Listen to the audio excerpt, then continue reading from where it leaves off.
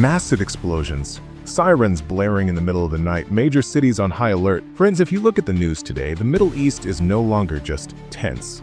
It is on fire. The United States and Israel have launched massive, coordinated military strikes directly across Iran, hitting major cities like Tehran, Isfahan, and Tabriz. This is not a border skirmish. This is not a proxy war anymore. US President Donald Trump has officially declared the beginning of major combat operations against Iran, and he has explicitly called on the Iranian people to rise up and overthrow their government.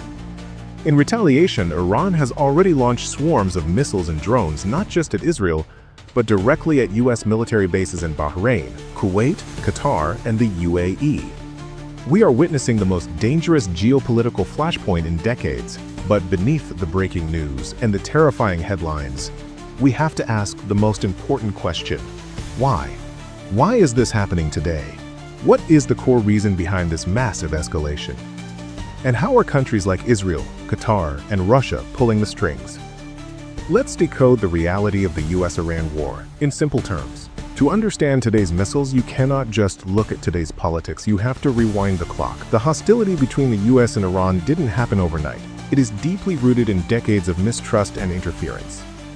Let's go back to 1953. Iran had a democratically elected prime minister named Mohammad Mossadegh. He made a massive decision. He nationalized Iran's oil industry, taking it out of British control. In response, the US CIA and British intelligence orchestrated a coup.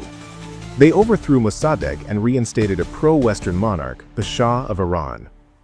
The Shah was friendly to the US, but to his own people he was a brutal dictator. Fast forward to 1979. The Iranian people had enough.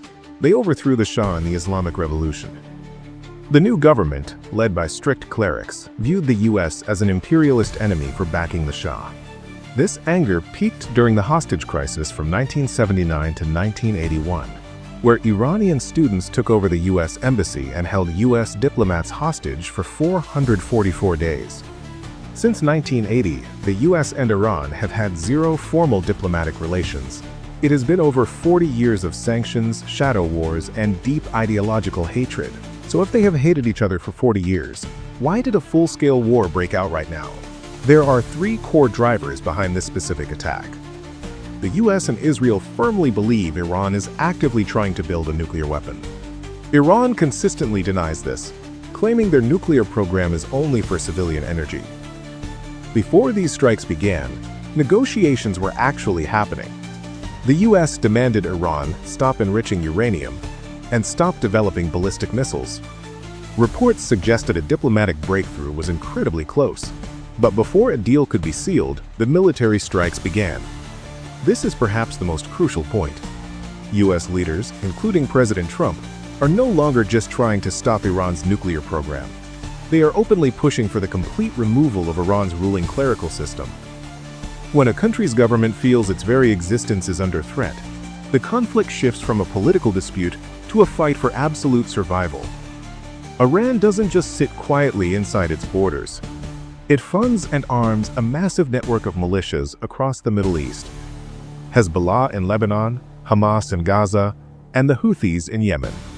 These groups have continuously fought US allies and disrupted global trade. The US views Iran as the central spider in this web of destabilization and decided to strike the source directly. This is not just a war between two countries.